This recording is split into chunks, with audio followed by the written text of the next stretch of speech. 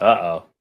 Yes, boy! French toast is the exchange student that you have like a 3-week affair with. Hey, we can see that you don't have pants on. Somebody hit somebody with a pie. Do something.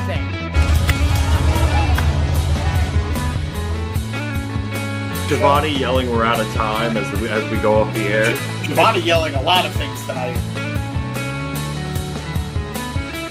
And welcome to the Mark It Down podcast.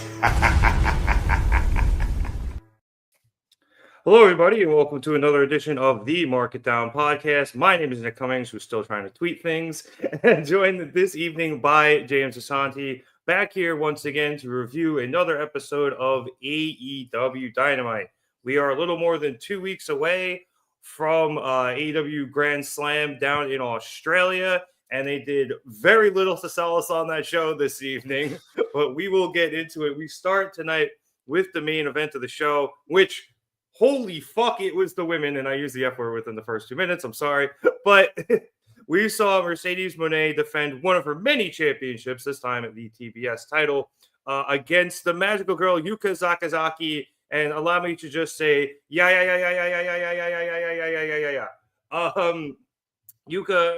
as we say hello to you, know it, and you know it, don't worry, I saw your joke before the show, and I almost spit all over my soda. It's been very difficult, you know it.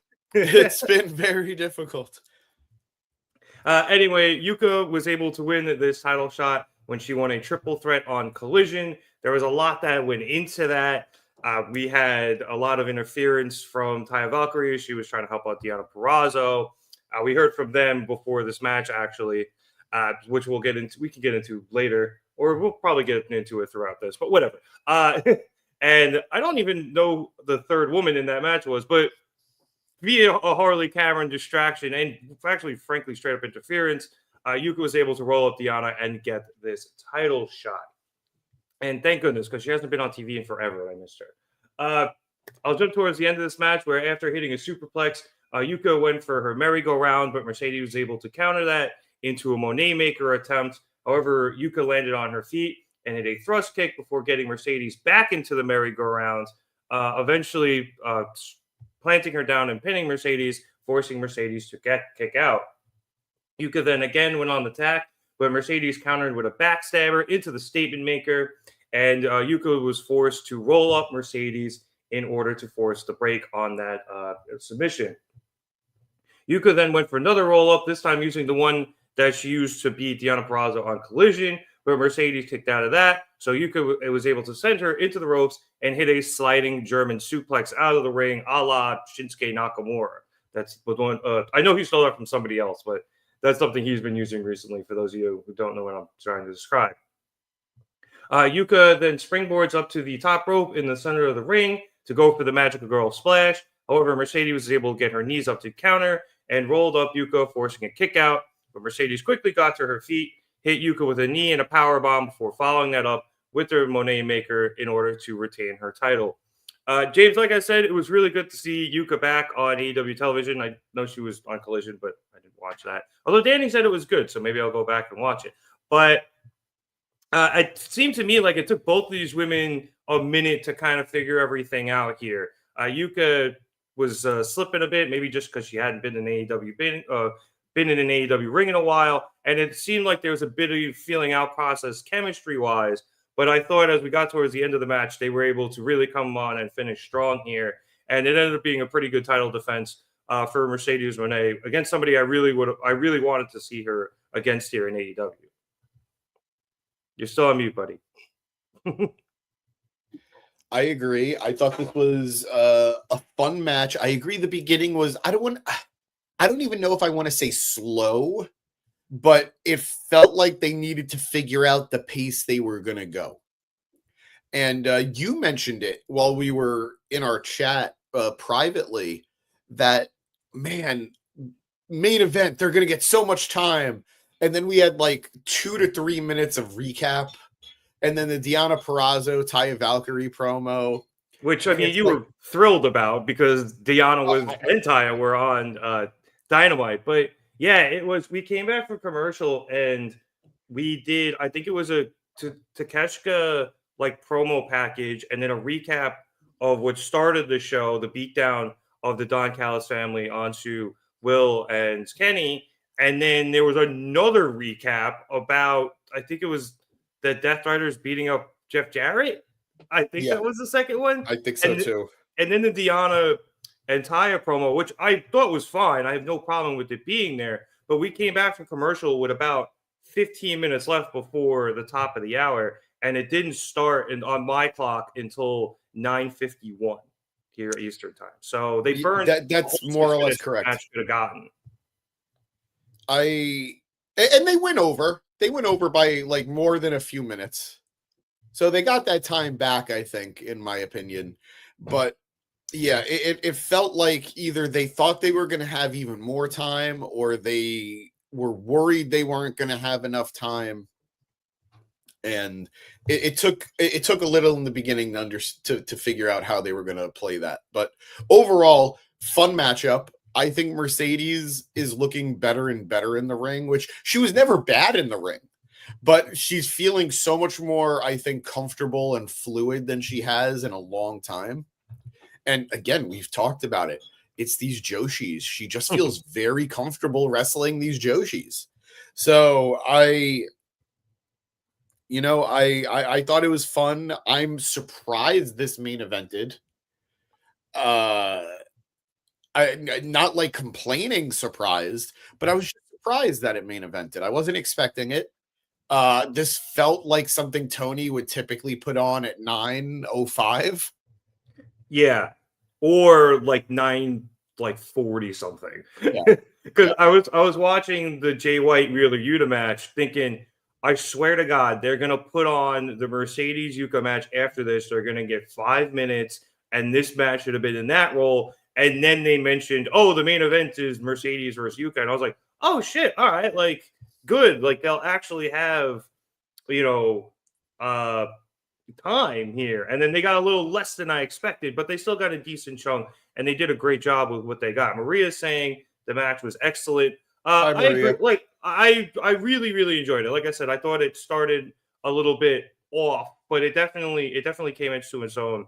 And you're right, James. We had talked about how comfortable Mercedes has been against the Joshis because she spent all that time before joining AEW over in New Japan Strong.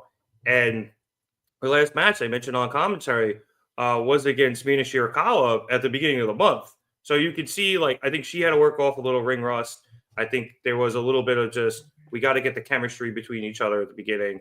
But her going against Joshis is always going to end up being a good match, her being Mercedes. And this was just another example of it tonight. Because Yuka was on that list of women we said a couple of weeks ago as thank you, for the contribution. We appreciate it. I think you can comment with those if you want. Just so you don't have to give us money. You actually get something from it. But thank you so much, dude. We really appreciate it.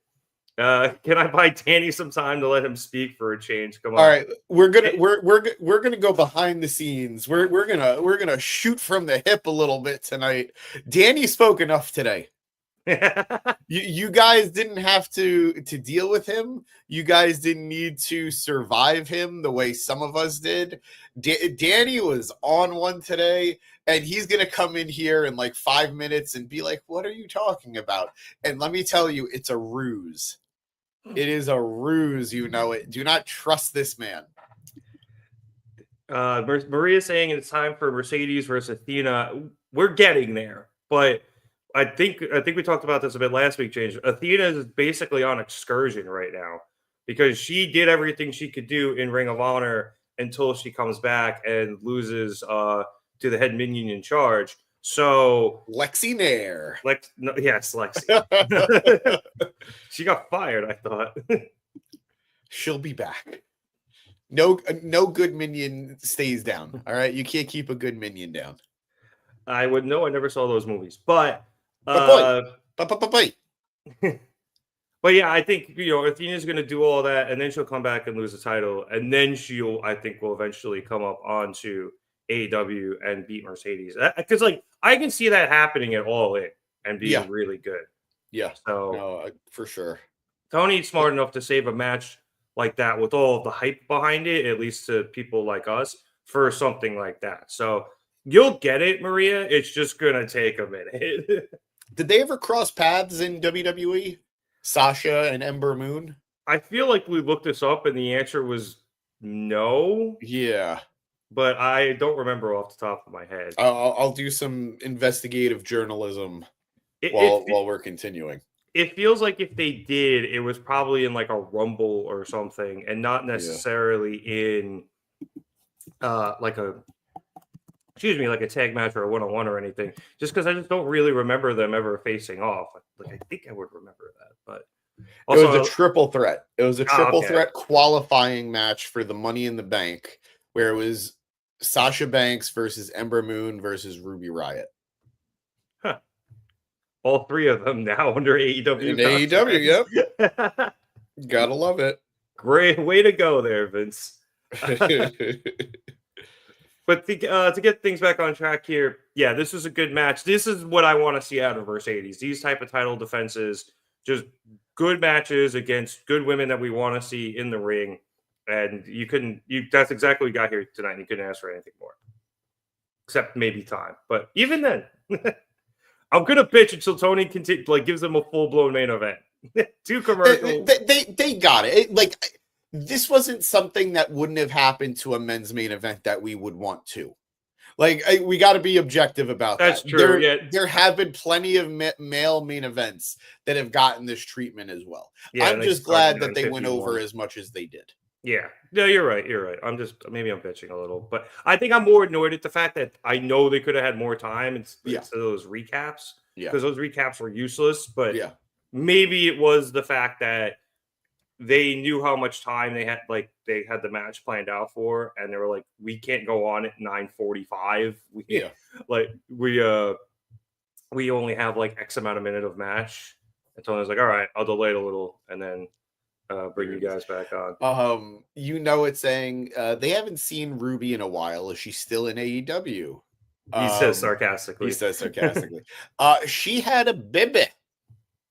She is a mama. Oh, what, Dusty?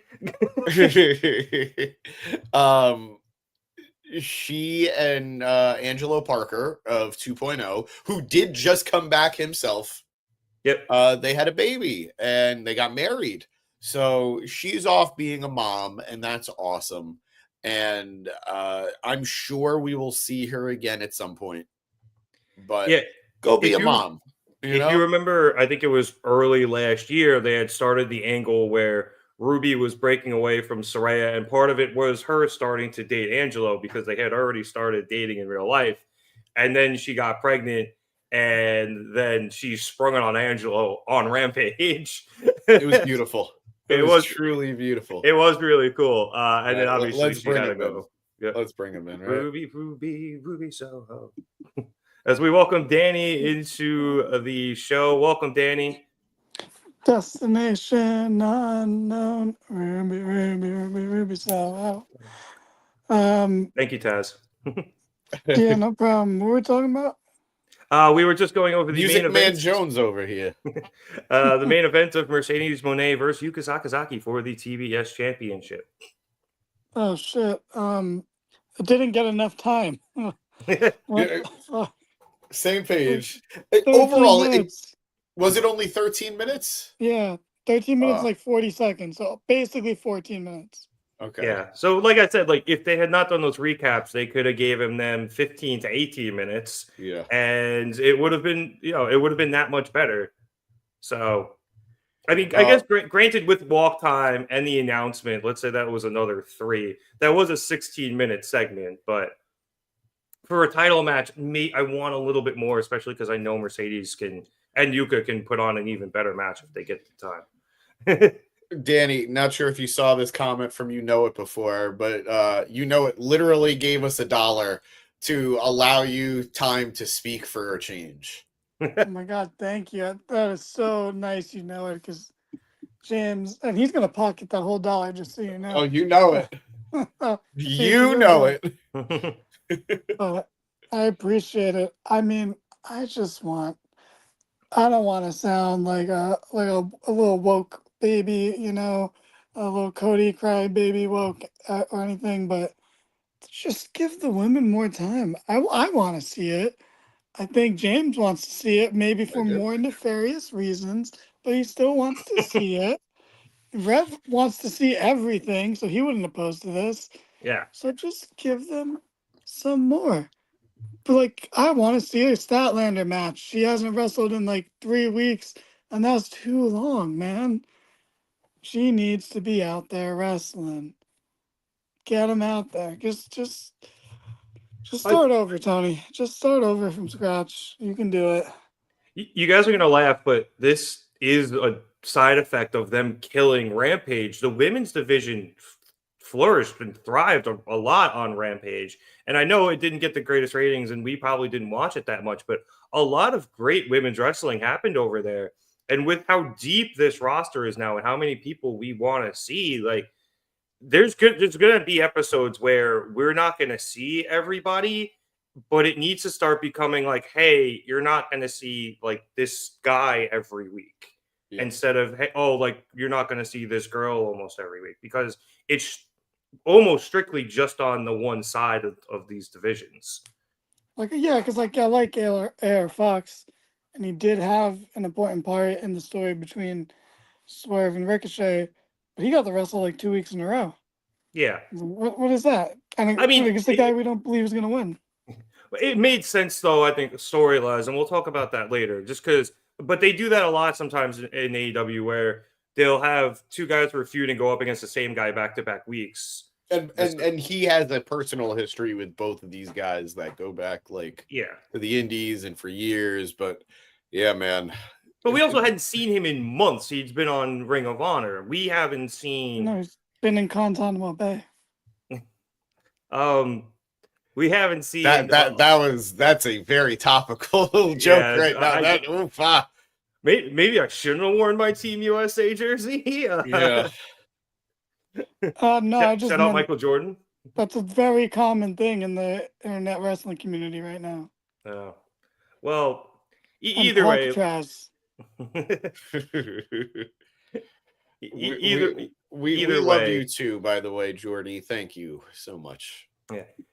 Like I was saying, I think I saw him this weekend. There needs to be more balance, I think, on the shows now, just because between the women and men, just because the women's roster is indeed so deep. And Tony is going to struggle with that. He's always struggled with the women's division, and he will continue to do so. Maybe now that Kenny's back, he can start to get in Tony's ear a little bit more and help him try to guide, like, hey, like, we got to get these women on the show. They're such a huge draw. People, pop every time they see them. But that's going to take a minute for Tony to break out of his ways, because he's been doing it for 5 years now. And it's, it's hard to teach an old dog new tricks, as they say. All right, let's keep things rolling here as we go to the top of the show, where we saw Will Ospreay face off against the Machine, Brian Cage. Obviously, this stems from everything that's been happening the last couple of weeks with Kenny and Ospreay and the Don Callis family. Before the match, as that carny piece of shit Don Callis sat down at the announce desk, he first grabbed the microphone and, while maniacally laughing, introduced a video of a downed Kenny Omega up on the screen to distract Ospreay. And it looked like Kenny had gone through a table, and that distraction allowed Cage to get the jump on Ospreay to start the match. As we get later towards into it, after Cage was able to hit Ospreay, it was basically a top rope F5. Ospreay broke the pin up by getting his foot on the bottom rope, but Archer came over and knocked it off the rope. The ref kind of saw this, but kind of didn't, and he probably should have thrown Archer out, but he didn't. So whatever. But either way, Archer just continued to argue the point that he shouldn't be ejected, while Cage went up for a powerbomb. Ospreay countered this with a head scissors and sent Cage into Archer, knocking Archer off of the apron as Cage stumbled back into Ospreay. Ospreay grabbed Cage and essentially flipped him. He almost got him up like Tiger Driver style, and then flipped him around so that he could set up for and hit the Styles Clash, keeping Cage down for the 3, and he picked up the win. It was pretty crazy. After the bell, Archer immediately came in and attacked Ospreay from behind, and the two began a 2-on-1 assault. until Kenny Omega came out for the save wielding a chair. Kenny was able to drive the two big men out of the ring, and he and Ospreay squared up to take them on. But this allowed Konosuke Takeshita and Kyle Fletcher to come in from ramp side and attack the two from behind.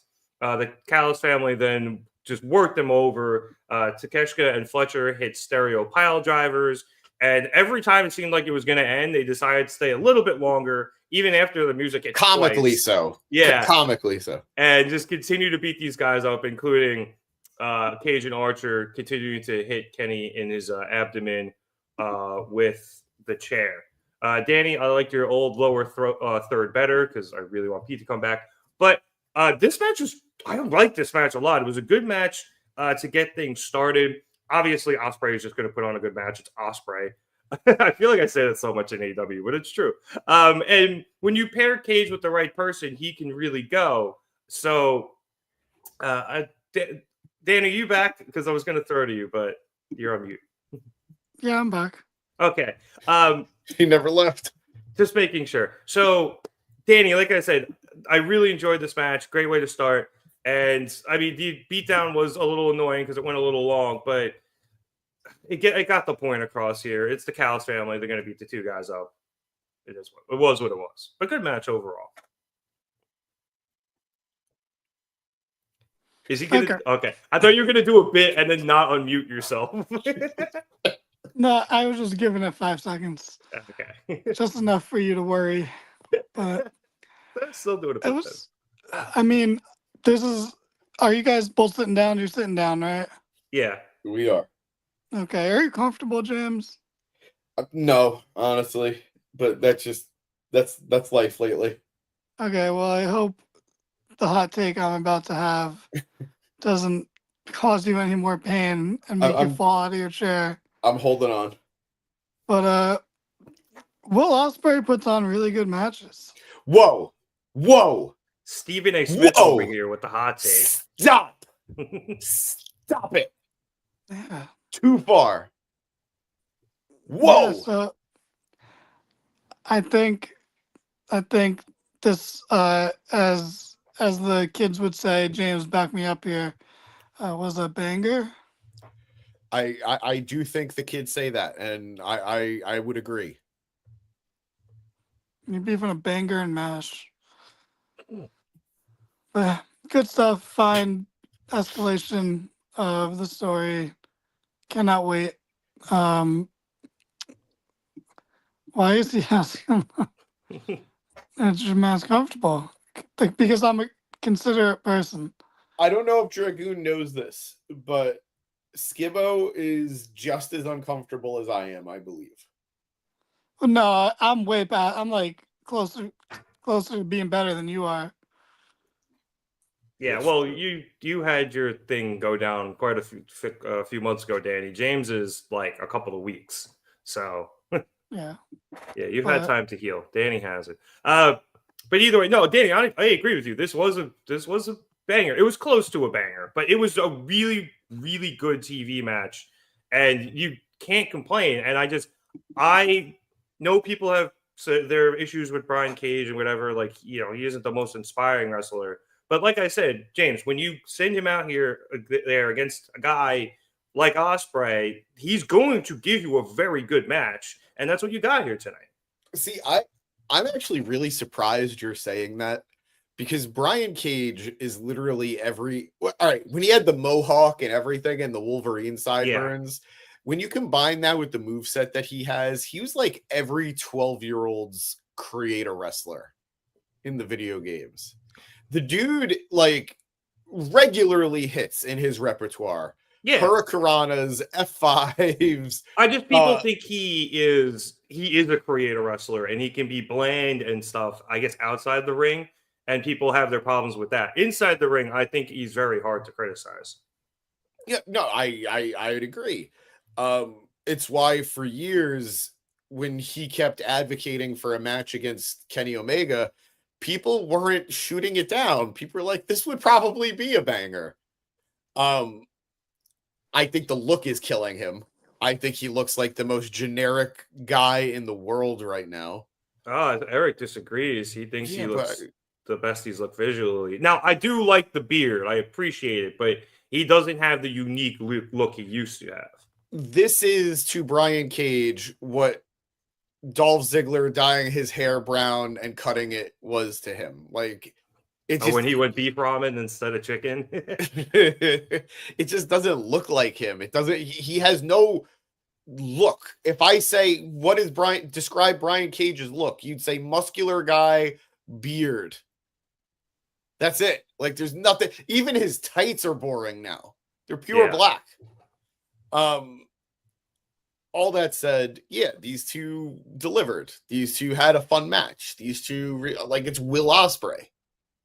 To quote Danny, this guy can wrestle. Wow. Thanks for joining me on this side. I wasn't there initially, but you convinced me.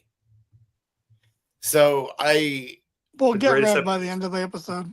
This is the greatest episode of First Take ever. Does that make me Molly? Jeez.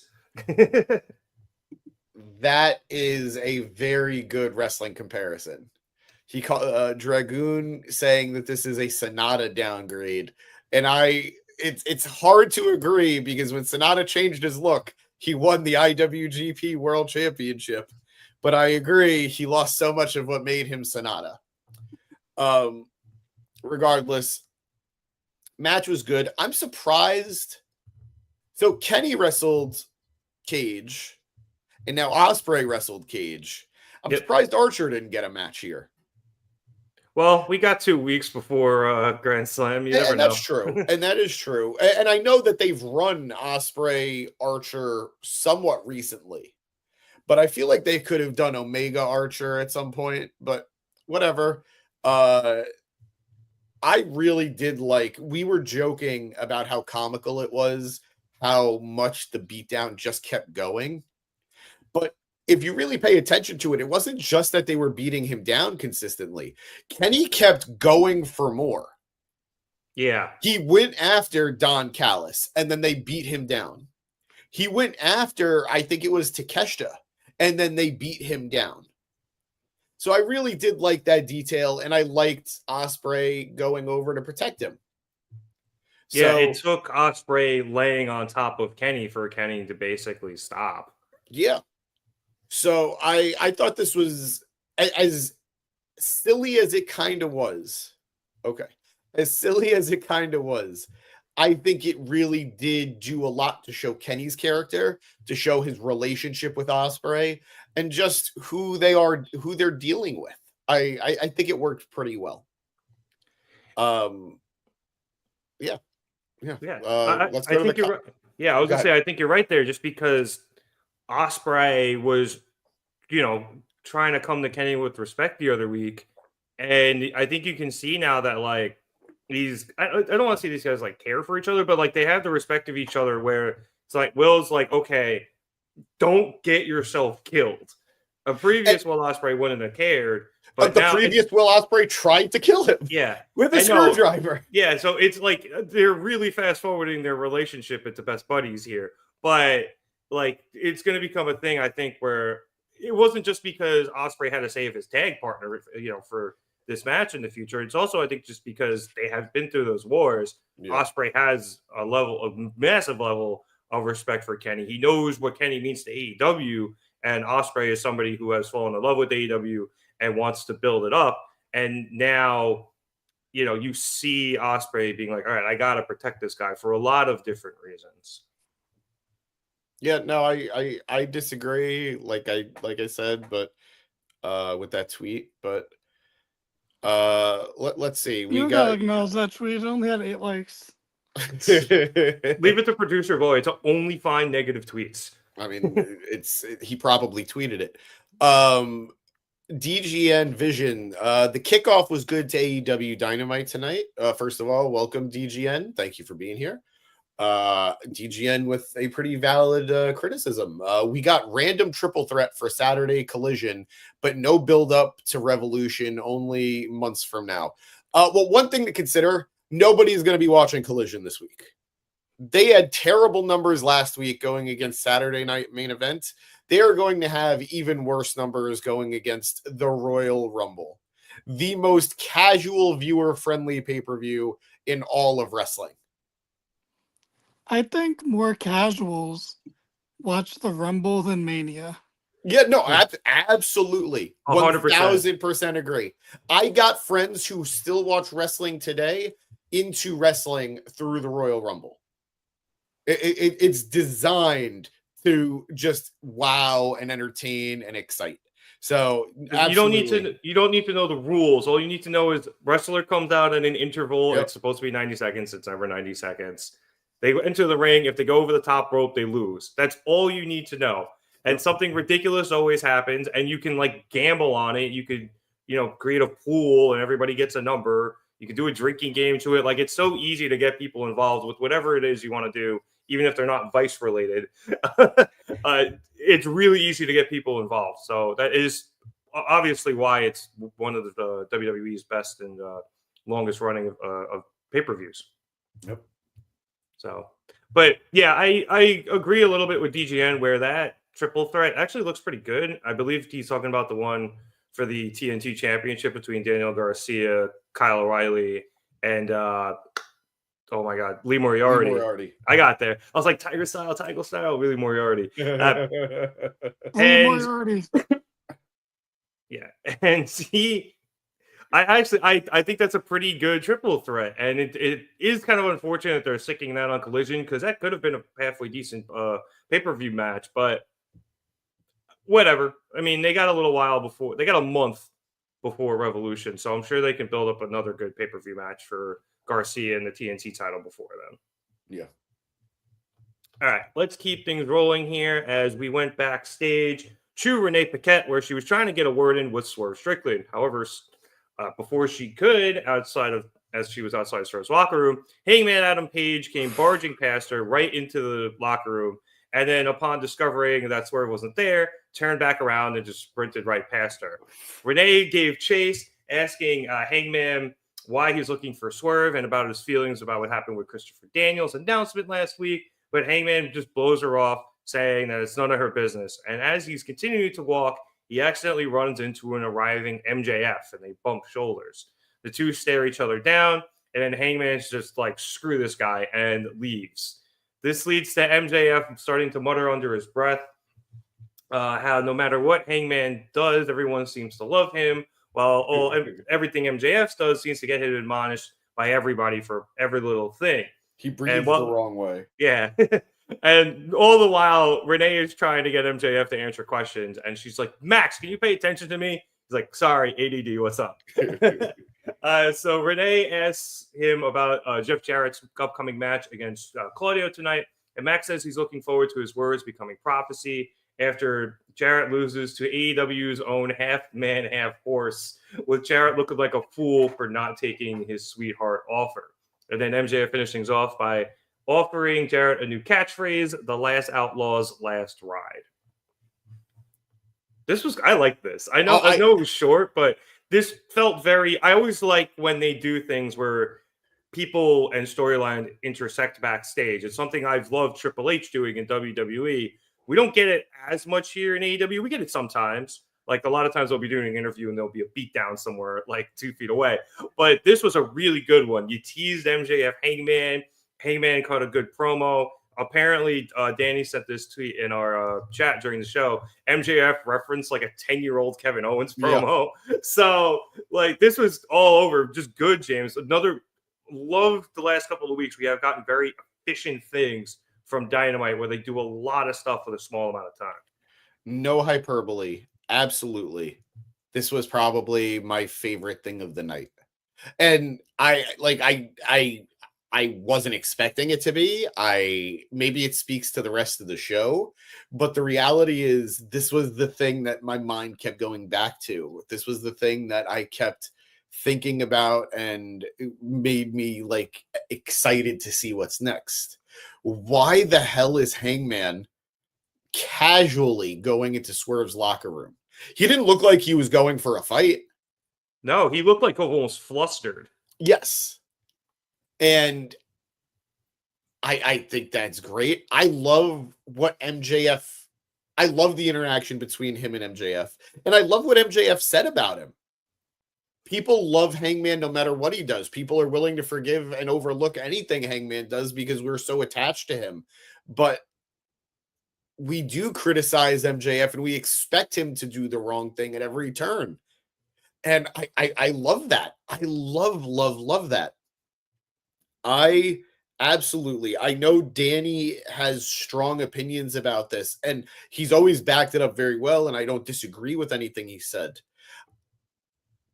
I've been waiting for the turn for Hangman. I've been waiting for him to see the light come back to the good side. And that's not because I don't think everything he's been doing hasn't been super captivating.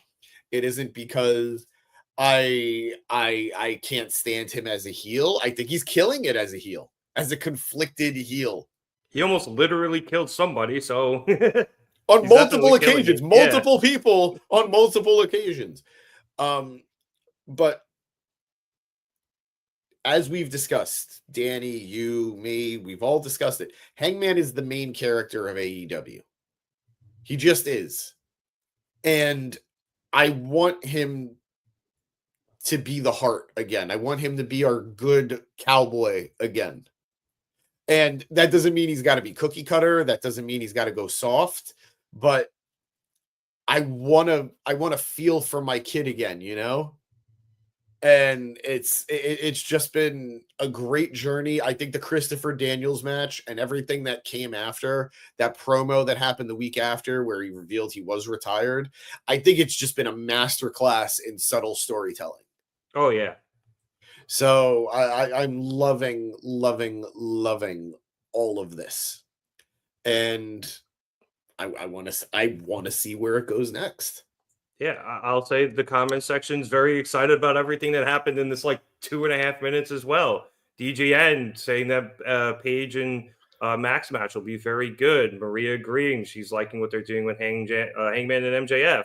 She is even positing that Hangman's guilty about what he did to CD and is trying to make things right with Swerve, which was a thought I had in my head. But, I mean, he burned his house down, and I know it was retaliation for Swerve breaking into his house and threatening his infant.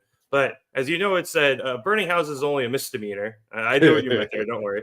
But it's still a pretty messed up thing to do. And I think it'll be hard for them to figure it out. They could be joining forces to stop Moxley, but it almost doesn't seem what Hangman wants to do right now. He is still very conflicted, I think, Danny. And I think right now he just needs to, well, to borrow a phrase, clear the red out of his ledger before figuring out where he wants to be in his life, and then moving on to try to take out Hangman, or take out Moxley, as maybe those Avengers will actually assemble. Well, that's our anxious millennial cowboy for us. He's not quite sure what to do with his life at this point. To any of us. Yeah. When your job was going well and then it wasn't, and then you burn someone's house down, where do you go from there? And I don't have the answers to that, but usually jail, but I've never seen anyone face consequences for their actions, so I'm gonna say no on that one. Touche. But I'm into it. I'm into everything Hangman's been doing. I like that he went to Swerve's locker room. Maybe he was going to make peace. Maybe he was going for advice. I'd like to think maybe he was going for advice on how to be able to kill people, but not always try to, get that kind of advice from Swerve. Swerve, hey, you've killed someone or implied killed someone. Any advice on how to not always do that? Something along that line. Yeah. Help me manage the anger like you do. I think that also could be a possibility because Swerve is very good at properly distributing his anger. He only goes against people who have wronged him. And if you look at Hangman's most recent actions with Christopher Daniels, Daniels came to him as a friend, and Hangman still took out his frustrations on him, and it ended up hurting Daniels to the point where he now has to retire. So it could be a thing where it's how do you properly direct and channel your anger into your enemies and not just let it, burn like a fire and go all over the place. So it could, it really could be that. And I think I would actually kind of like that idea, because you can see Swerve only directs his anger towards people who go after him. He never goes after Nana, and Nana's been by his side, for years now. So it could be a very, very interesting dynamic if that's the route they take. It's saying, I kind of like the drunk Hangman drinks a stolen beer from the crowd. I love that Hangman, because that was the most relatable Hangman for me. Hey, Adam, don't work. Let me get a beer. And what's crazy is burning the house down Hangman was the most relatable he's ever been to me. And probably like there's a Hangman for every one of us. Yeah. He is the anxious millennial cowboy. I think the only one for me is that animal rights activist Hangman. Yeah. I was gonna say Blue Sky Hangman, because he deleted his Twitter, he deleted his Instagram, and he's only on Blue Sky, and everything he tweets about on Blue Sky is just like his gardening. Yeah. Like his most latest thing was that he was upset about there was English ivies invading his garden and he can't get rid of it. It's a fair thing to be upset about. Yeah, it's pretty great. I just to go back to drunk Hangman drinking a stolen beer from the crowd. He did that he did that shockingly deep into COVID too. It was post Daly's Place, right? I think it was like he started doing it pre Daly's Place. Oh yeah, because all the drinking stuff happened. Like a lot of it was in Daly's Place. Yeah, and then he did it more after they were done at Daly's Place too. Yeah. So yeah, that was, God bless him. Yeah, God bless him. In the beginning, it was like him just kind of having fun, and then when they were in Daly's Place, it became an actual problem. Yeah. And then after they left, and he was able to straighten himself out, have all the Dark Order stuff, and win the title, that's when he was able to learn discipline and become a normalized drinker. Only casually slip whiskey when you're burning down somebody's house instead of just housing a bottle. That's growth if I've ever seen it. Housing a bottle of Jack. Under the right circumstances. Yeah. I was going to say, did you not see John Belushi do it in the Animal House? Don't worry. It was iced tea, everybody. Don't worry. Still killed him, though. Anyway, moving on. As we came back from commercial, we got a quick word from Powerhouse Hobbs after his absolute slobber knocker with Big Bill on Saturday. Hobbs announced he wasn't cleared to come to Dynamite tonight after that match, but he told Big Bill that he was going to take them to hell, and that hell would just be the beginning. After this, we went to our next match. We saw Claudio Castagnoli face off against Double J Jeff Jarrett. If Jarrett won this match, he was going to get a shot at the AEW World Championship against Jon Moxley. Spoiler alert, he did not. Anyway, after escaping in Jarrett figure 4, Claudio gestured for somebody to come out, and Wheeler Yuta made his way to ringside as we went into commercial, which helped set up the end. Later in the match, Claudio got Jarrett into the swing, but was forced to cut it short because of the damage Jarrett had done to the knee throughout the match using the figure 4 and just straight up just trying to boot it in half. And Claudio then transitioned into the sharpshooter. However, Jarrett, best friend of Owen Hart, reversed it, because of course he knows how to do that, into a sharpshooter of his own, sinking it in really deep while Claudio was in the middle of the ring. This caused Yuta to go into action, grabbing a chair and tossing it into the ring before running back around and distracting both referee, I think it was Bryce Remsburg, and Jarrett himself. Jarrett broke the hold and went over to Yuta and just absolutely potatoed him with a right hand and knocked him off. Actually knocked him into the ring. Yuta kind of fell through the ropes and ended up in the ring there. So as the referee was continuing to be distracted by this, Claudio went over and grabbed the chair and took a swing at Jarrett. However, Jarrett was able to duck it and then set up Claudio for the stroke. However, Jon Moxley just came out of nowhere, runs into the ring, boot to the midsection of Jarrett, paradigm shift, and just immediately ducks out. Claudio tosses the chair out of the ring as Wheeler finally leaves it, and then Claudio hits a neutralizer, before looking back at Moxley, who has gone into the crowd, nodding and hitting another neutralizer before pinning Jarrett and winning. After the match, MJF's music hit, and he came out with a microphone to say nothing as he just knocked Jarrett out with a right hand using the Dynamite Diamond Ring. He then says he truly respects his elders, which is why he's not going to say, "I told you so." James, I'm going to go to you again only because you have been very demonstratively nonverbal, but I can see you not liking any of this. I thought the match was pretty good.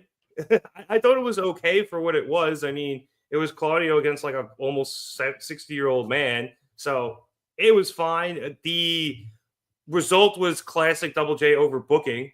Yep. Felt like a TNA main event.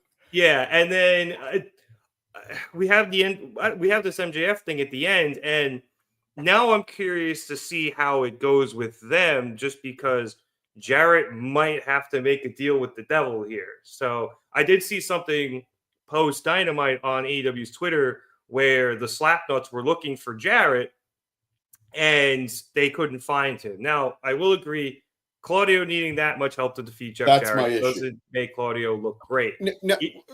But even though I thought Jarrett wrestled a very smart match going after Claudio's knee, which is actually kind of why I liked it, but I can see why somebody would think that. So I'll clear out here, James, to get your thoughts. So my issue isn't that he cheated to win or needed to cheat to win. Fuck, our world champion is cheating to win every main event that he's in. The issue is how much help he needed to win. We've talked about this, and I really didn't like it last week, that it felt like we were setting Claudio up to be the stepping stone to Moxley. I don't want that. I don't like that concept. Claudio is a now 2-time Ring of Honor world champion. He is constantly painted as a monster threat. So I don't want him to be a step below Moxley. We all know he is, but he shouldn't be he shouldn't be portrayed as such. Yeah. Let us also not forget he is a current AEW World Trios champion. Yeah, everybody forgets. Yeah, when you don't see the titles. Although, if you go by what Moxley said later, they are the titles, so you actually see them every week. Fuck seeing them. When was the last time they defended them? Good point. Yeah, no, that was a very good question. But yeah, that's my main issue. How much Claudio needed help beating Jarrett. If it was just Yuta, that was fine. If it was just Mox, that would be fine. Hell, that would make sense. But to need both of them to take out Jarrett just felt like, what are we doing here? Just a little bit. I won't go as deep. Like that original tweet that producer boy pulled up saying it's 2025, nobody wants Jeff Jarrett. I disagree. I'm very invested in the Jeff Jarrett story right now. I just don't necessarily like the presentation. Like, there have been some misses since it was announced that we're going to have their retirement. Like, that infamous, like, promo he had with MJF a few weeks back. People are still ragging on it. Yeah, it sucked. Yeah, this matchup now, like, granted, I loved the sharpshooter into the sharpshooter bit. It's such a good spot. And I think they handled it very, very well. But overall, this should have felt like Jarrett struggling against Claudio. And I never felt that. I will say, I do love that Jarrett lost. I think we all expected him to beat Claudio. I think we were all expecting it. You didn't think he was going to beat Claudio? No, because I thought this was going to be the path they ended up having to take, where Jarrett claws back to MJF. See, I thought we were going to get that after being demolished by Mox.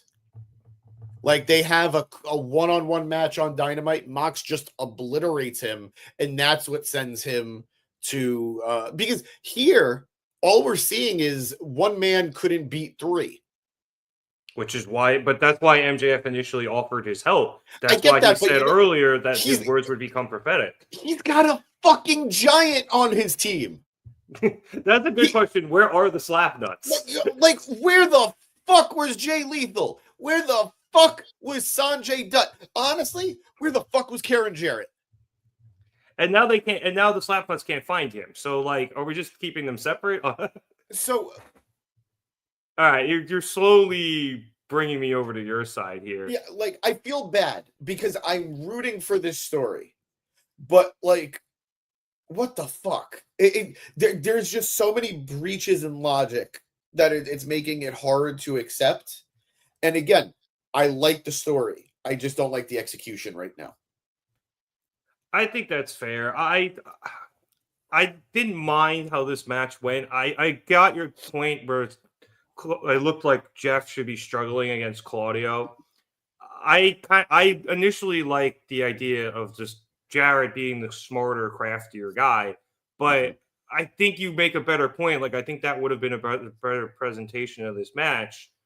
And then Jeff starts gaining some momentum. It looks like he's going to win. And then shenanigans happen. Yeah.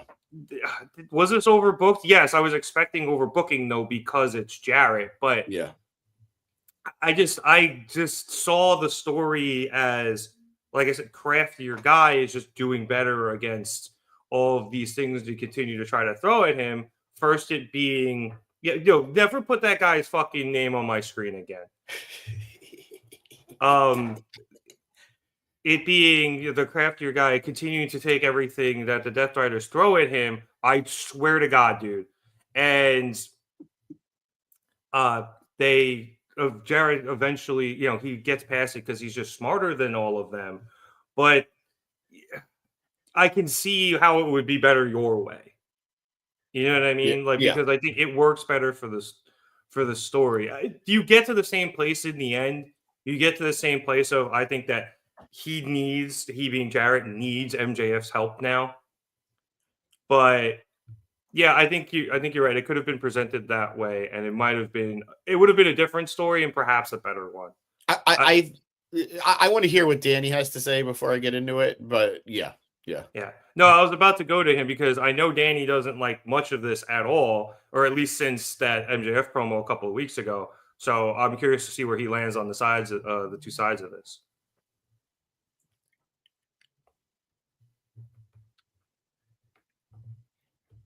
Well said. Very well articulated. Nothing better than dead air. Yeah, right. All right, let's just move on. I will acknowledge, it's some of his comments. I know somebody threw a couple of them, but I said I don't like it seeming like Claudio is Moxley's young boy. That's Yuta's job.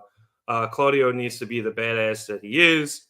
Coward Claudio running out of the ring isn't good for him. He's not that type of heel. And those are all very valid points. So, yeah, now you kind of got my brain in a pretzel here because I saw the vision they had and I didn't hate it, but I think I don't either. I think I can try to I think I'm trying to unhot take myself really quickly. I know we were doing first take earlier and you can only pick one side, where it's like what they did tonight was okay and it accomplished what needed to happen, but there was a better way to do it. Perfect. Absolutely perfect. Kind of like you can build a car by hand, but the assembly line is a lot better. Yeah. All right, and let's see if I can move on, unless Danny jumps in at the last second to do shtick. But after commercial, we came back to a backstage interview with Ricochet before his match. Renee informs Ricochet that she had spoken to Tony Khan, and despite the fact she hasn't been able to find Swerve Strickland all evening, he has been banned from ringside tonight, and if he interferes in the upcoming match, he will be disqualified from his match with Ricochet next week, much to the delight of Ricochet. Renee then asks about that match, but Ricochet he says he's not going to talk about that here as he is not dressed and he is not a hoodlum, which makes no sense. He was in some really nice ring gear, but he instead opts for a more formal setting on Collision, so I guess there'll be a sit-down interview with the two of them on Saturday. As for the match tonight, he believes that the powers that be continue to bully him by putting him in the match 1 week before one of the biggest matches of his career. So he's going to have to leave now and take care of that situation. And that led directly into Ricochet facing off against AR Fox. Obviously, we talked about it a bit before. Fox had faced Swerve last week, and it seemed like after all their trials and tribulations with all the Darby Allin stuff a few years ago, they seem to have made up. I'll jump to the end of this match where after kicking out of a 450 splash, which, okay, Ricochet tried to A good-looking 450 splash, by the way. Yeah, say what you will about AR Fox, but he can still go. Ricochet attempted to escape the ring, but Fox chased him down and pulled him back into the ring, eventually flipping Ricochet up on his shoulders. However, Ricochet is just completely trying to bitch out and escape like you're trying to drag a cat somewhere. And he is just pawing at everything he possibly can. First, he has the top rope. And eventually, as he's failing, he is able to grab a hold of the referee. And this allows him to break out of the fireman's carry and eventually was basically a code breaker onto Fox. Ricochet then set up for and hit the Spirit Gun. And then for good measure, hit a Vertigo to pick up the win. After the match, Ricochet again lines up to hit another Spirit Gun, but as he is doing his taunt, Swerve just comes out of nowhere and using his chain, wraps it around Ricochet's feet and grabs him and pulls him out of the ring. Ricochet just starts kicking Swerve starts kicking the shit out of Ricochet as he throws him into the steps and eventually into the ring so he can set up for a Swerve stomp. I'm sorry. I didn't mean to cut you off. It was just okay. It's just funny. The burning Elmo threw me off. However, as Swerve is going up to the top rope, Ricochet is able to grab a downed Fox and basically hold him hostage, holding Ricochet holding the scissors up against Fox's neck. He had gotten the scissors before Swerve grabbed him. I believe Excalibur said he had hidden them in one of the turnbuckles. So Ricochet, again, with AR Fox hostage, is able to pull the two of them out of the ring and work their way up the ramp, and Ricochet makes his escape as he's very pissed off, or as we see a very pissed off Swerve, and they will have their match next week. All right, never mind. I won't read the SRS tweet. But, okay, AR Fox being integrated into this Ricochet Swerve feud, considering his connection to both, is a really great touch. I agree, and it was nice to see him.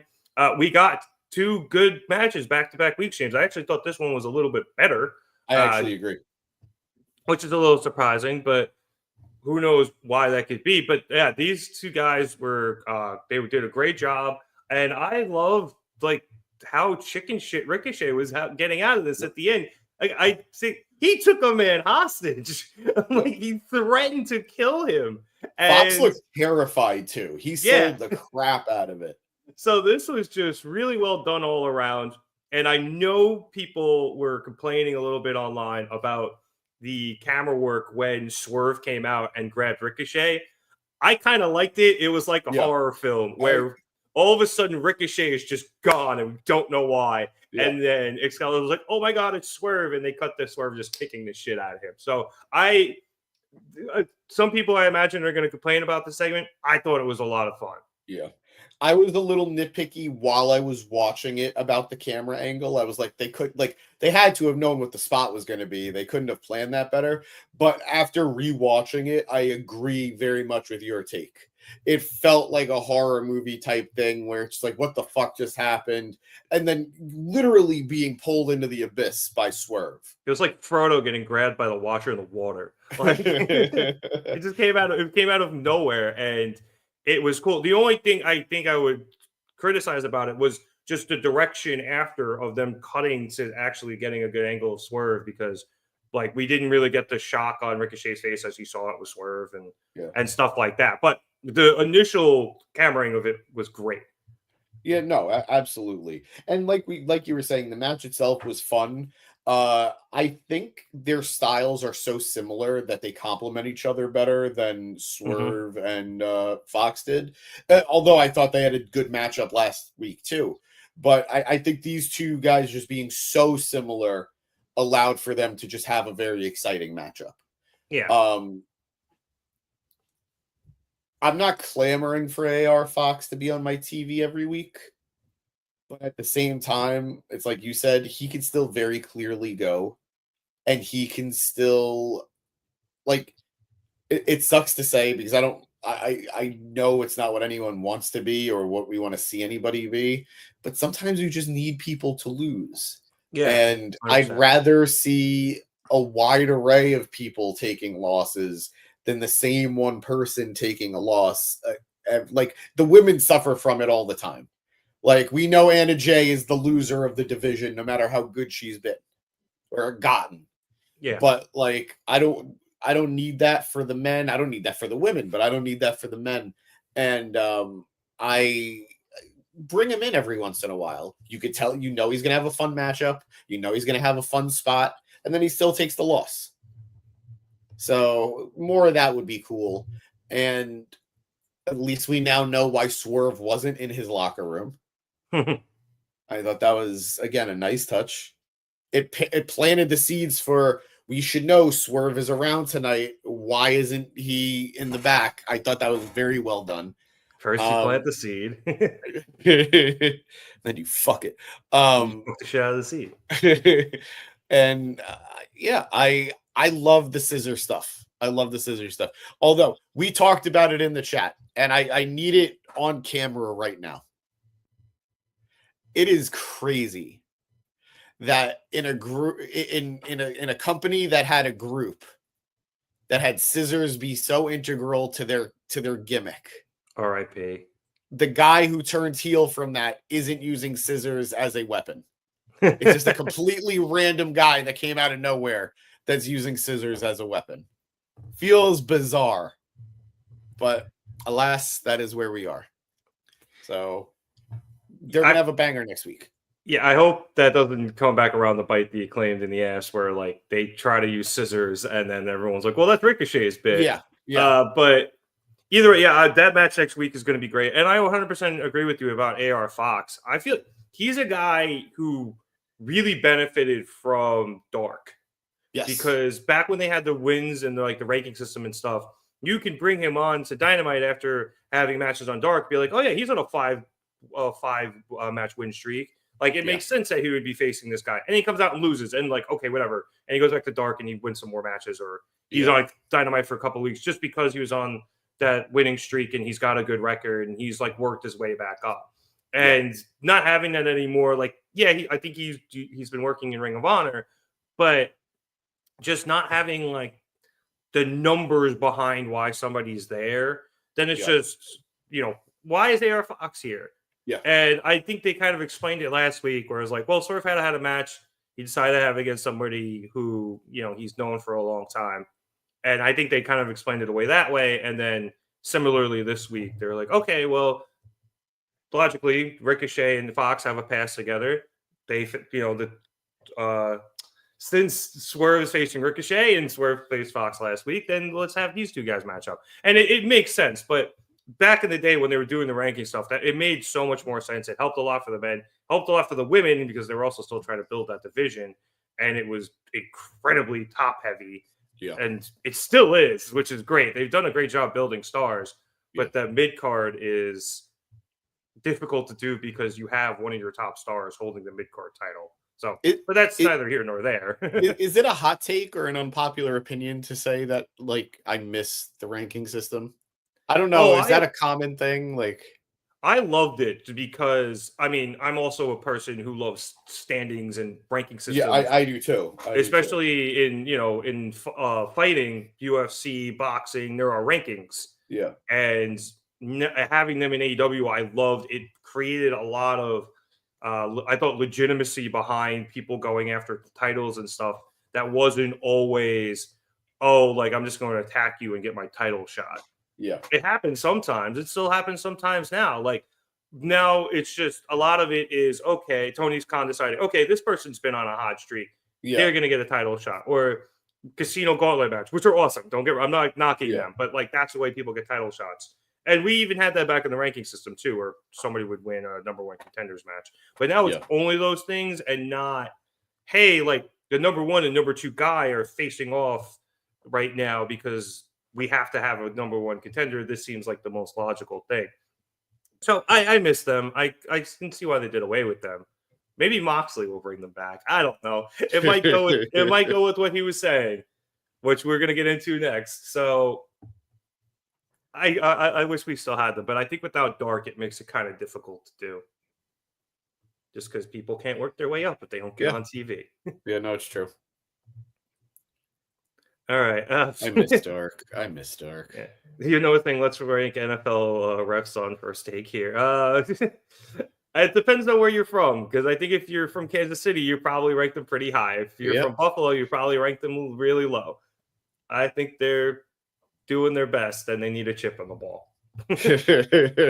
Fun fact, they have a fucking chip in the ball. Do they really? Oh, yeah. There's a chip in the ball. They just don't use it. We just use old guys with metal chains and sticks. But let's move on here. And speaking of Moxley, the next segment we went to was a clip from Renee Paquette show's AEW's Close Up, which is a show she does on YouTube. Usually the clips from it are very good from what I see. I've never really sat down and watched it. I'm sorry, Renee. But the clip was from her most recent episode, as her special guests were the Deathriders. And she got a really interesting in-depth look at like who they are and what they're doing and what their mission statement actually is, because Lord knows we haven't gotten that yet. And Moxley has had this title for a long ass time now.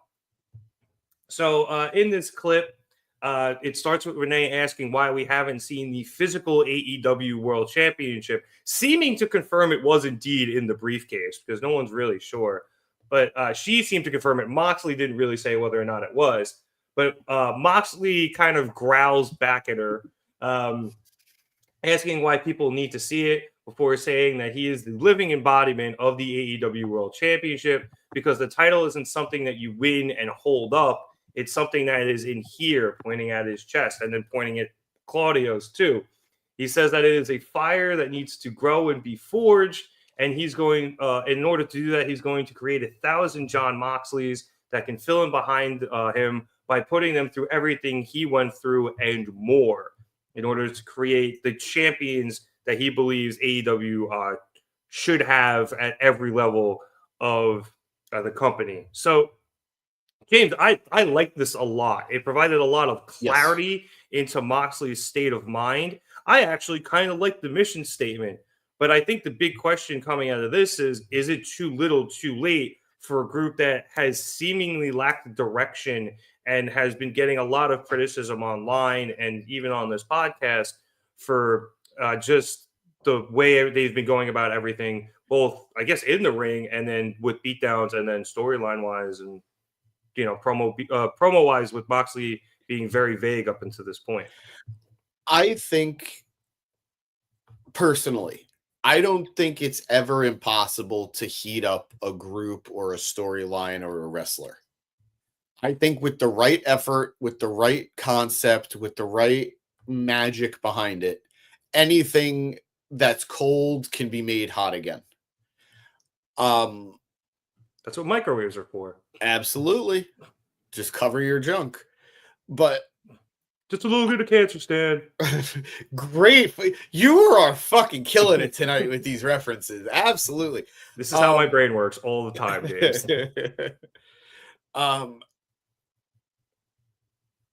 I liked this a lot. I think this was a great explanation for why we don't see the belts. I don't know why it's taken this long to get it. I think absolutely they could have done this a long, long time ago, and people would have been way more engaged. Way, way more engaged. But we got it now. I like it now. But the problem is, it doesn't change anything about the story. Nothing about Mox's or the rest of the Deathriders' motivations are any different now. We just have an understanding about one detail of their story.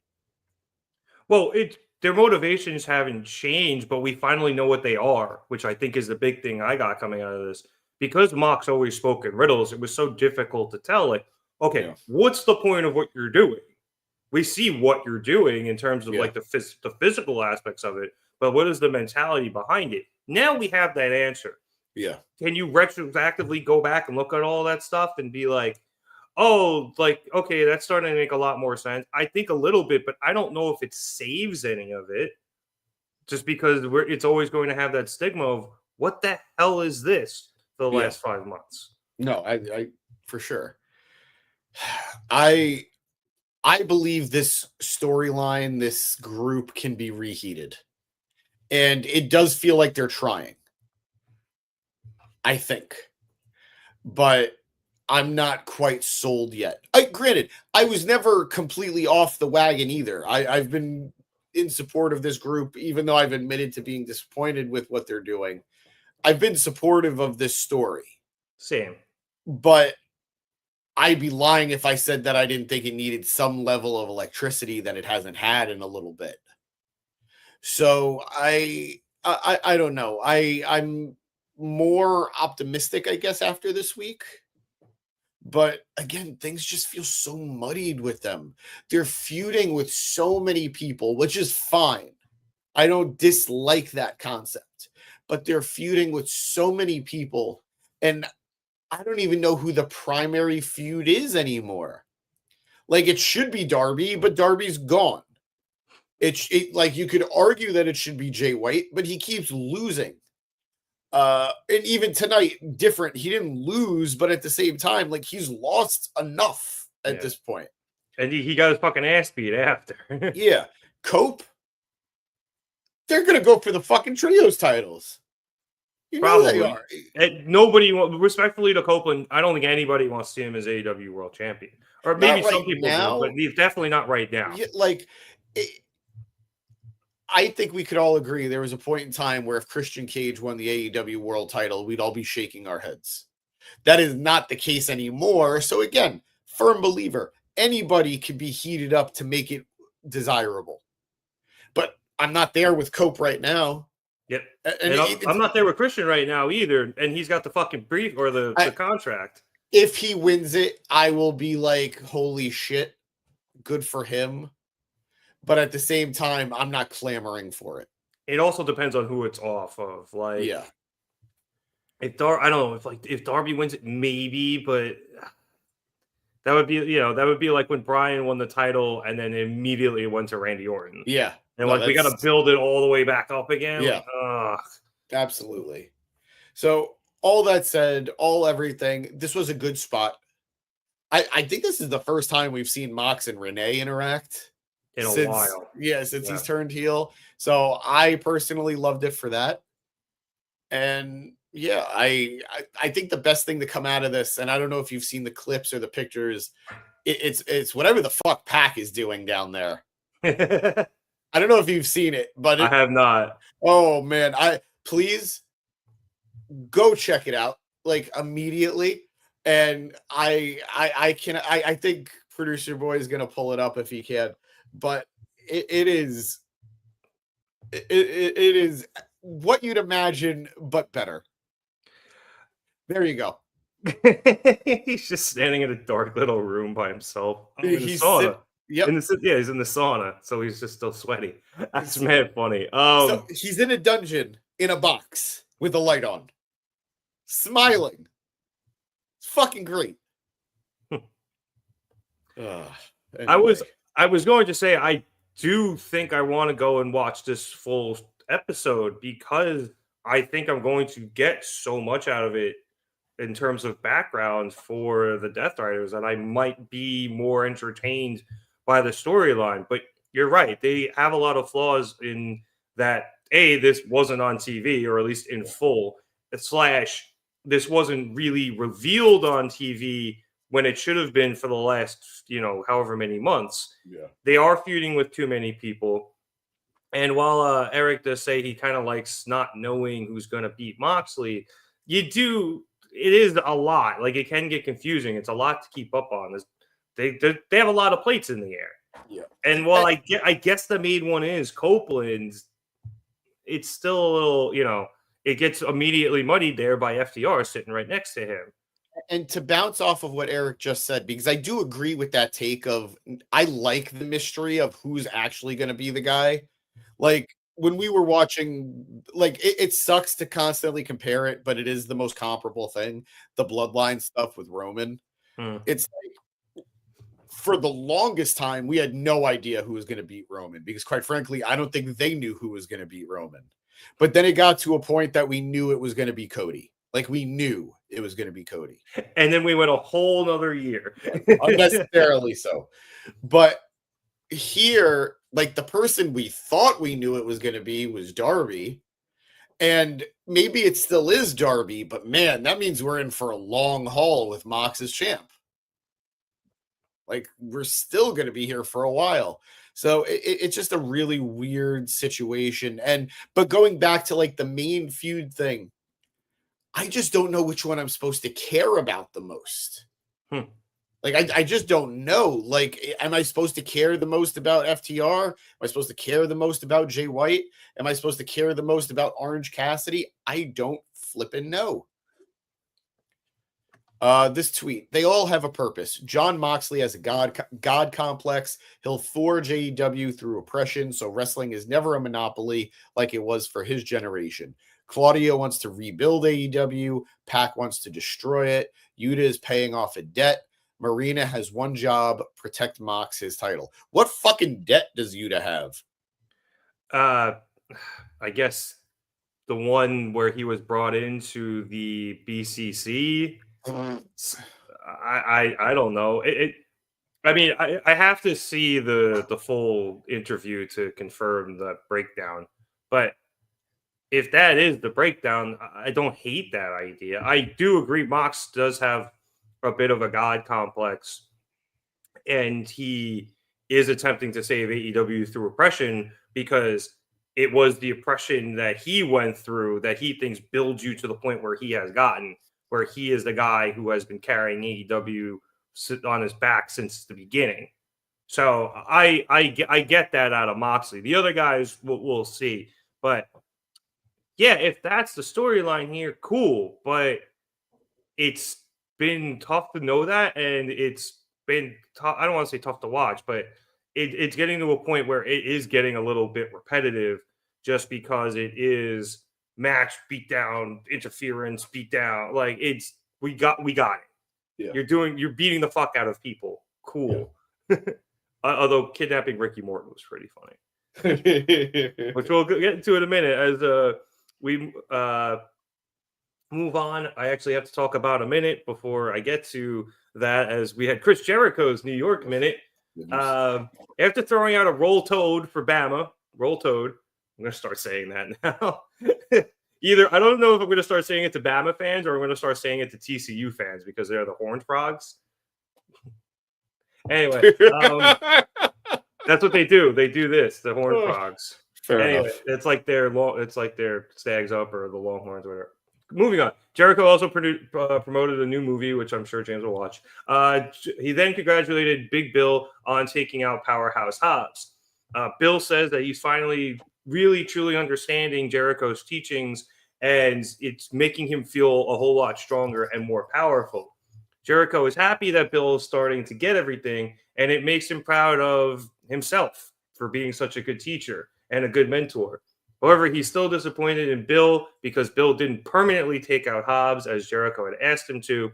So he and Brian Keith are going to show him how it's done on Collision when they take out the Outrunners. And then Jericho actually had some funny stuff saying about the Outrunners, being like, you claim you've been around forever. I've been around forever. I've never met you. The Outrunners are the youngest people alive. I love them. They're great. But yeah, that'll be a lot of fun. All right. After that, we went to what I was actually trying to get to, which was Switchblade Jay White against Wheeler Yuta. Obviously, this all came about because Wheeler Yuta kept punching Jay in the dick.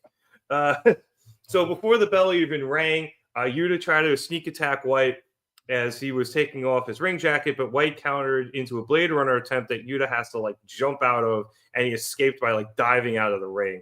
And off the bat, yes, we are immediately establishing the Blade Runner is the RKO of AEW. I've been saying it. Yes. I have been saying it. Continue to establish it, and it's great. And spoiler, that's how this match ends. So Wheeler spent much of the match working over Jay White's left knee after he injured it with a basement dropkick early in the match. And then he also used the ring steel posts or whatever underneath to further injure the knee, which was really cool. And it impacted a lot of what White was trying to do throughout the match. As we got towards the end, Wheeler was getting on a real roll here, culminating him setting up for a Busaiko knee. However, as Wheeler ran at him, White immediately countered with a Blade Runner. He just caught him, hit him, 1, 2, 3. White picks up the win. And for a second there, Wheeler was looking really good, but nope. After the match, Jay decides to take out his frustration and hits another Blade Runner onto Wheeler before returning for a third one at the behest of the crowd. However, this proves to be his downfall as he sets up for it, Jon Moxley comes out through the crowd and they end up in a bit of a Mexican standoff where Moxley wants to attack White, but he can't attack White without White hitting Jay with the Blade Runner. Little surprised Moxley didn't sacrifice Wheeler here, but he did have a plan as Claudio Castagnoli came in from down the ramp and attacked White from behind, allowing him and Moxley to begin the beatdown.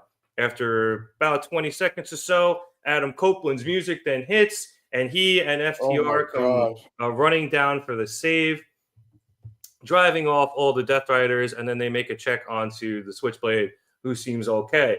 FTR bald, then grabs a mic, and he says things are a little different when everything's even up with the numbers. And even though he doesn't mind the way that the Deathriders do things, what he does mind is when they try to take out a 65-year-old man in one of his idols, the aforementioned Ricky Morton. So in honor of him and another Southern tag team legend, who they mentioned, whose name I unfortunately did not catch, Dax lays out a challenge of FTR versus the Deathriders in a Mid-South street fight on Collision, which not appalled, but shocked Tony Schiavone, as he called it, one of the most violent street fights types in history. So first of all, there are differences in the street fight types, which is news to me. But second of all, James, this match was it was pretty good. I'm sure you could make the complaint that maybe Jay White should have beaten Wheeler Yuta easier, but I thought they did a good job of having Jay injure his knee in the match early, and then Jay was still able to battle through it, but every time he did, it affected what he was doing and allowed Yuta to take advantage and just be a little shit about it. But it was Jay's superior counter wrestling in the end, which with the second best counter move in all of wrestling, the Blade Runner. Obviously the first is now the RKO right now. This is the second. So good stuff. And then the after stuff was exactly what we were just talking about with the Deathriders and the beatdowns and the saves and everything. But I enjoyed the match itself. I did too. And look, we've been saying it week in, week out, month in, month out. Jay White is being portrayed and is showing himself to be an incredible counter wrestler. That is his shtick. That is how he wrestles. He is very rarely going to hit the first blow. He is going to let you try and hit the first blow, and he's going to work off of that. It's a fun, different style to watch. It's not something that a lot of North American wrestling fans are used to seeing. So I love it, and I think it suits him so well. In an instance like this with Yuta, it's perfect. It allows Yuta to get in some offense, but he's not going to beat Jay. Jay's not letting him hit him or beat him, but the more Wheeler's doing, the more he's falling into the trap for Jay White. And I think that's just such a fun angle for the character. I like how commentary really applauds Jay's style of wrestling too. Excalibur loves it. But and it kind of reminds me of that scene in Gladiator where the senator's explaining to Joaquin Phoenix about the sea snake that lets its opponents take little bites out of it in order to draw it in and then capture its prey. And that's kind of like what Jay White does. He'll let you get some good shots in. It's the rope. Yeah. Well, not necessarily, because I don't think Jay really tires you out the way Ali was doing to Foreman. It's more of I'll take a few shots in order to open up a better one for myself later. Yeah. I enjoyed this, and I know Producer Boy brought up a lot of tweets talking about why is Yuta so competitive. Look, we need to acknowledge at this point he's not the kid that he was when he joined the BCC. And if we're meant to believe that his association with the BCC and now the Deathriders is worth it for him, he needs to be more of a threat. he can't just be the loser who gets beat very quickly. Otherwise, why is he there? It defeats his whole arc. It also kills kind of the allure of the Deathriders because they are trying to build people up in Moxley's image, and if they can't do it to one of their own people, how can they? It's somebody who's been with them also through training with Brian and Regal. Yeah. How can they bring anybody else up, to be those type of people? Yuta was in the group before Claudio. Yeah. And Claudio was only there because Eddie got hurt. Or not Eddie. Brian. No, was it Brian Brian got hurt. Yeah. And he was like, hey, you think you can get Claudio? And Tony was like, guess what? Guess who I have under contract? So I enjoyed this for what it was. I think from a match standpoint, it was probably the best match of the night. I really enjoyed the opening match, but I did too. This was really good. I did too, but I don't know. I think this was just more solid. I don't know. There wasn't a bad match tonight. Yeah, but, which is funny because we'll talk about it a bit more at the end. But like, this wasn't the best Dynamite, but the matches were pretty good. They were all solid. At the very least, they were solid. The low point was probably Claudio and Jarrett. Yeah, but which again wasn't even poorly wrestled. It was just a bad story, or it was just a bad story. So I'm digging this. White needs something. White needs a title. Yeah. Whether it's he's the person who beats Takeshita, with quite frankly, I'd be fine with. Oh, it'd be such a good match. Or I don't think he's going after the Continental title as long as Okada's got it and Kenny's waiting in the wings for him. Yeah, I was gonna say also would be a great match, but yeah, there's that issue. Who the fuck is the TNT champion? Danny Garcia. He could be Danny. Yeah, of course, but I don't think they're going to put him in that direction. Yeah. I just don't think they are. There is the other thing, and what? I'm going to bring it up. Well, I guess I can just talk about it now. There was the Gun Club vignette. Yes. All right. Yeah, let's get into that because it felt, I'm very excited and I'm very happy, but it felt very separate from anything from Jay.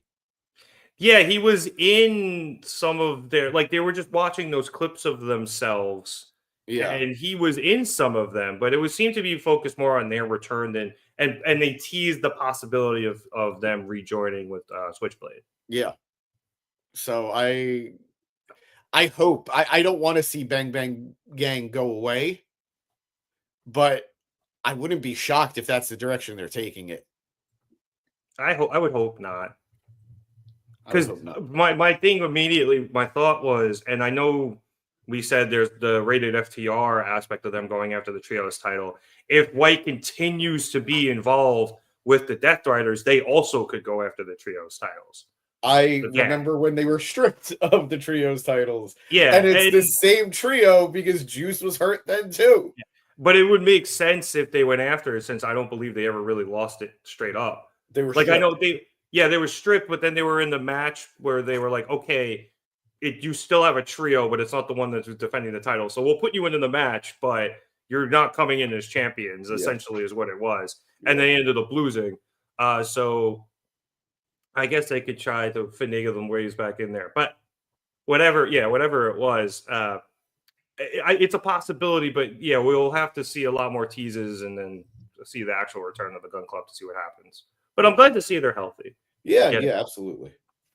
But as for Switch and Yuta, like we said, it was a good match.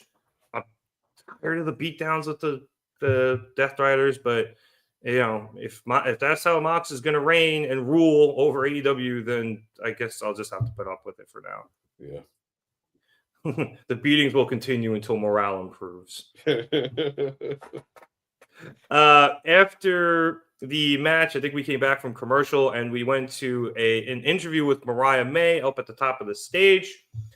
So obviously this was predicated by the return, or preceded rather, by the return of Timeless Tony Storm on Saturday. Beautifully done. Oh, it was so well done. I went back and watched it on YouTube in full, all 8 minutes. It was great. Tony was great. It was fantastic. Mariah was great too. The selling, she's been so good at selling like the shock and fear of somebody showing up that she wasn't expecting. Yeah. So they had a promo package for that. And then Renee invited Mariah out onto the stage before asking her about how shaken she seemed about seeing Timeless Toni Storm back.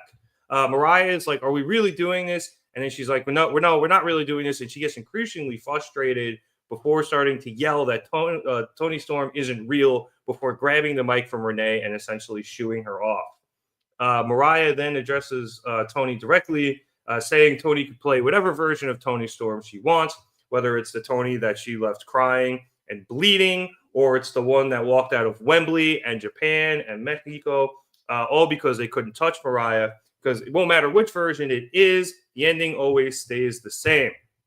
Mariah finishes things off by saying that she is the woman from hell, and she will continue to remind Toni of that for the rest of her life. I did also skip this in the beginning, but saying Mariah started things off by saying she replaced the letter H of Huntsville in Alabama, where they were, with a C. I think I'm not allowed to say that word anymore. That we're monetized. I'm going to save it for when we do Grand Slam, because they use that word like we use bro, and I imagine we're gonna have to say it a few times. But is this gonna be your Chuck E. T. S word? I mean, I've said it on the show before. It's on, but now that we're monetized, like I'll try to dial it back a little bit. But James, this was a good promo for Mariah. She did a good job of selling the frustration and the annoyance of Timeless Toni Storm returning, while then immediately getting herself together, recomposing herself, and delivering a very strong promo. No, this has been such a great story for AEW for both of these women.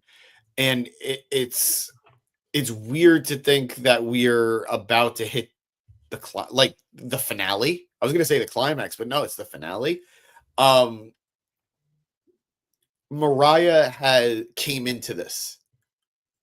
I don't want to say nobody, because that's disrespectful to the work she did in Japan, but as a relatively unknown name, especially to North American viewers.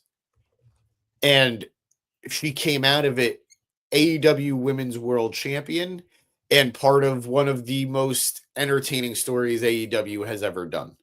Mm-hmm. And Toni Storm has shown how fucking incredible she is. Undeniably incredible. So I'm so happy that I got to watch this story from beginning to end. We've talked about it before. It's kind of a bummer they haven't allowed Mariah's reign to be better, despite everything she has never not been great. She has been consistently great, but the stuff she's a part of hasn't always been great. I think this was only the second or third time she's cut a promo in front of a live crowd, as opposed to there haven't been a lot. Although she did just say recently, she's like, I want to do more stuff in front of the crowd, either on the stage or in the ring. So I don't know if that was just something where she was getting more comfortable doing it, and that's why they did more stuff backstage, or it was just a choice from Tony Khan. But either way, it's something that she mentioned wanting to do. So hopefully we'll see more of her out there, because when she has gone out there, she has done well. You had her first one when she unveiled herself as champion while also unveiling herself as champion. You had the one on the pay-per-view with Mina and her turning on Mina Shirakawa, and all of that stuff at the Champagne Celebration at Full Gear. You had another one where she cut a promo shortly after she won the title as well, and did the unveiling where she basically did her mission statement. But yeah, for the most part, it's been pre-records, and while they have been very good, and it has led to some good matches. The one with Mina was good. The one with Toni Storm, Thunder Rosa a lot. The street fight, and whatever she did with Harley Cameron the other week was great. The Hot Girl Graps, but I feel like a lot of her title defenses have been kind of filler / Afterthoughts, mediocre. yeah. Yeah, like she had the one with Anna Jay, and it was fine. Like no complaints about it, but she hasn't gotten I think those big like heavy hitting title matches that She had one against Willow, right? Yeah, she did have one against Willow. That was a good one. Thank you for reminding me. But it's Willow, so And everyone it was so early in the reign too. yeah, which I was like, good. We're starting this one off strong, and it was a good match, and it was a pretty good feud. But after that, yeah, it kind of dipped a little, and then it came back up, and then it was a bit of a roller coaster. Yeah, and not like a fun one either, like a kiddie one, because it didn't get too high or too low. It was like solidly consistent. Yeah, exactly. So I was really excited about that, and honestly, I'll pull a Nigel McGuinness here. Getting Mariah on our TV every week is great. I totally agree. Yeah, Totally and not agree. even in just like a bonk way. Like she is a phenomenal talent, and I think her Tony Khan getting her was an absolute coup for him. And the writing between her and Timeless Tony Storm, and I believe RJ City being behind a lot of this, like you said, one of the best storylines we've gotten in probably all of AEW, to be honest with you, not just the women's division. Like this has been a top tier storyline. Tony won all those awards from PWI recently, and they were all, and Mariah won a couple too, and they were all very, very well deserved. Some of the best stuff in wrestling we've seen the last year or so. And if this is the culmination of all of it, hats off to both women. Literally, hats off to both women. As I show off my haircut. And I don't know where Danny went, but I'm wearing my Van Ness hat just for you, Danny. Yeah, hats off to both of them. They did a great, great job. And hopefully, as this ends, they can continue to go on and do more great stuff. Agreed. So I'm just a little disappointed it's ending, but oh well. All good things must come to an end, including the show. So let's finish things up. We add the Gun Club vignette here after. And we also had a quick video package for the Hurt Syndicate. Obviously, they won the tag titles last week. MVP, actually, again, putting over Private Party, acknowledging them as great champions and having a great run, saying they just had the unfortunate timing. Sure. The fortunate timing of being the champs when the Hurt Syndicate decided they wanted to win those titles. He then says that they will be the champs will take on all comers, but they plan on being champs for a very, very long time. I think they will be. Yeah. I think they're going to be champs. They're going to have a good reign, I think, with these belts. Like I said last week, they got to get close to beating the record. Yeah. If not beat it, they got to get close. At least a year. The only thing I think we didn't truly go over, we mentioned it, was the Vendetta backstage promo with Deanna and Dynamite Deanna. Yeah. Just being upset about Harley Cameron's interference in the triple threat on Collision, and they said that Harley now belongs to them. And I guess I don't know if they challenged her to a match or just challenged her to get the shit kicked out of her on Saturday. But either way, James was very happy because his girls were on TV, and it's probably the most excited he was for anything today. It's like kind of the whole day, not just this episode, the whole day. It's kind of incredible that two of the women I love most in AEW were able to form this team. And granted, they probably were given this team because of their TNA connection.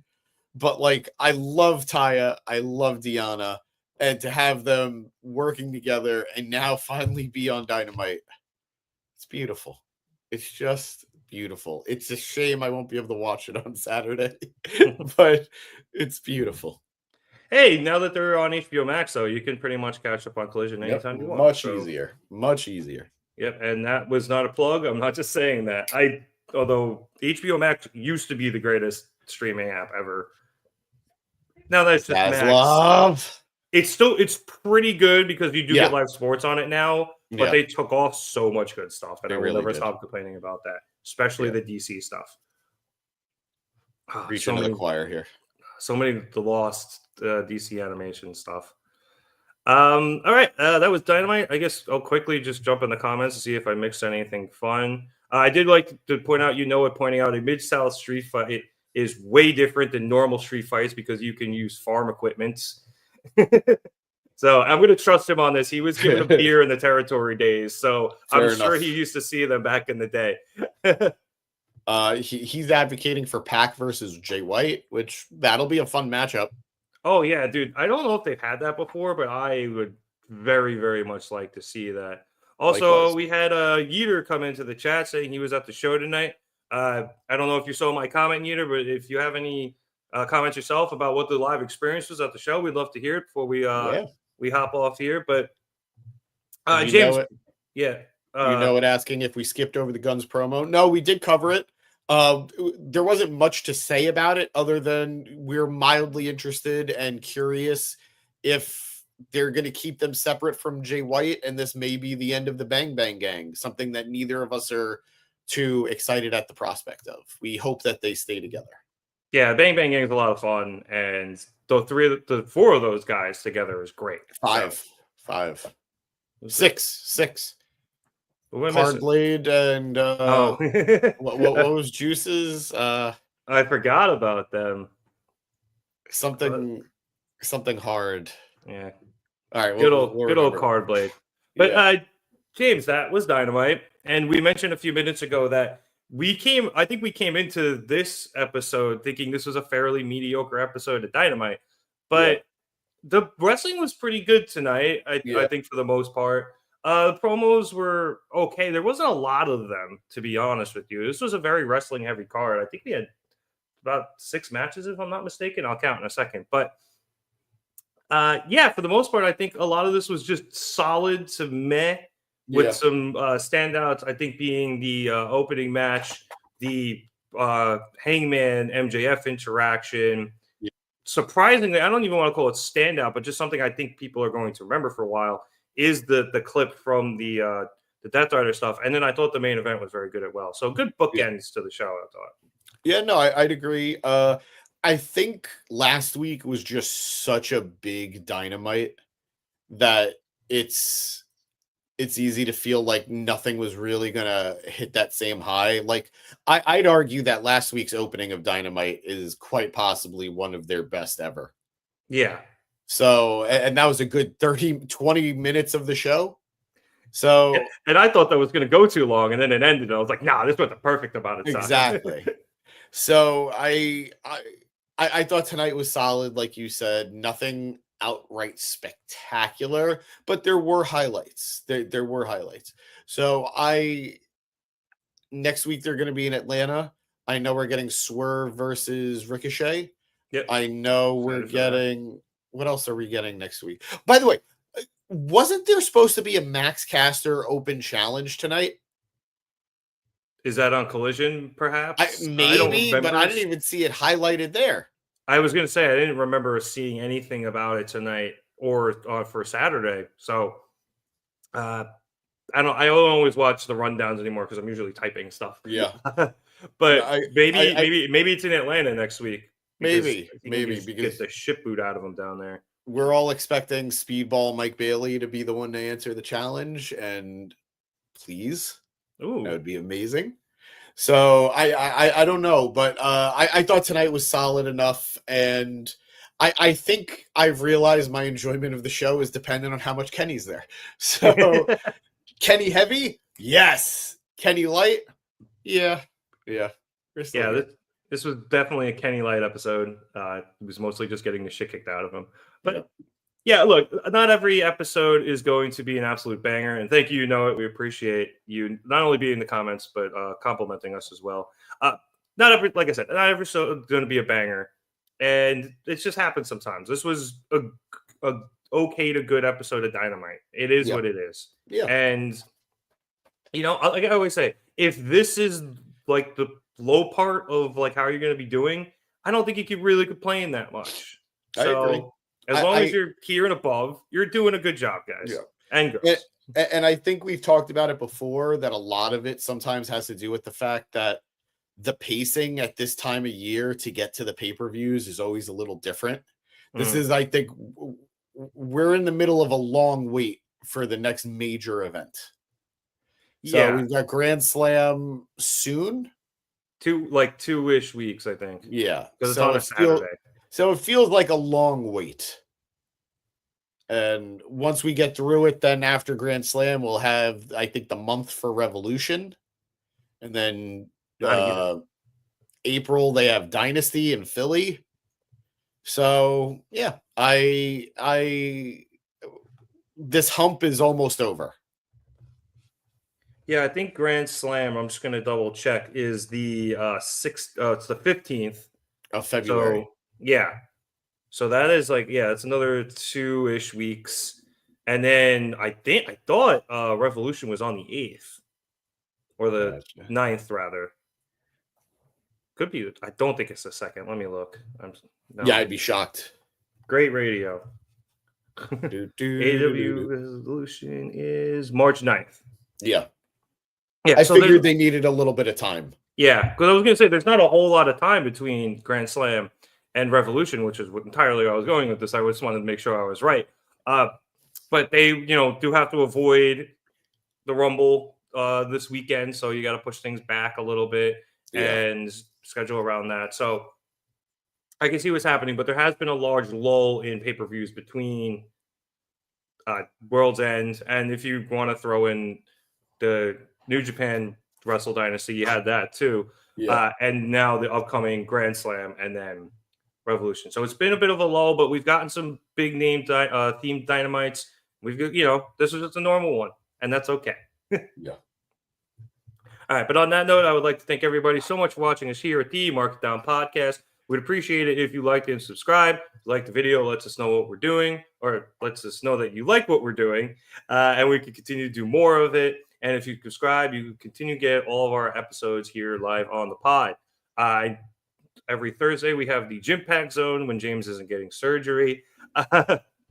We are doing our best to do more stuff for Monday Night Raw. Occasionally, we'll end up trying to do SmackDown if big things happen, but it's Friday, and it's 3 hours, and people have lives. We are obviously back here every week for Dynamite. We will be covering the upcoming pay-per-views. We will be on here Saturday, I believe, for the Royal Rumble. Is it the Saturday? Thank you. It is. I, for some reason, didn't know that. So we'll be back here on Saturday for that. And then we will see what happens with Grand Slam. I don't know what they're going to show that. And if it's like 3 o'clock in the morning, we might just do a show about it the next day. And then, they also have to avoid the Super Bowl. That's the other reason why it's so much later. Yeah. And then we'll be back for Revolution as well, along with any other pay-per-views, or as many of them we can cover that will pop up, because I'm sure James will end up doing a TNA one at some point in the next month. I should be on tomorrow. I've been doing it for the most part. No, I know. I meant for the pay-per-view. I don't know their next pay-per-view. I got. That's a great question, actually. Yeah. If you want to check us out on our social media, Twitter, Facebook, Instagram, TikTok, Blue Sky, and you're on YouTube, all in the links in the description below. If you're on any one of our other streaming platforms, which we're just basically streaming on Twitter and Facebook, and you want to check us out on some other stuff, Twitter is @marketdown_pod. Instagram is @marketdownpod. YouTube.com/marketdown3665. And then you can check us out, Blue Sky. Just search marketdownpod.bsky.social, I think is the whole thing. It's long, it's confusing. Just click down there. I know that link works. James, you got anything to say before we officially wrap up things here? No, guys, we're looking forward, like Rev said, we're looking forward to seeing you for the Rumble. It's been a while since we've done one. I can't promise anything, but we may do a giveaway for the Rumble. Ooh. We'll see. And we'll just pay attention to our social media. We'll try to post it here as well, but we'll maybe post a message here, but check us out on YouTube, on Insta, and on Twitter, because I think we have something fun that we're gonna share with you guys.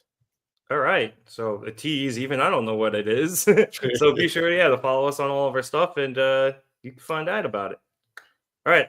So for Danny Hernandez and producer boy Eric Asante and James Asante, my name is Nick Cummings. Thank you so much for watching us here at the Market Down Podcast. Have a good one, everyone.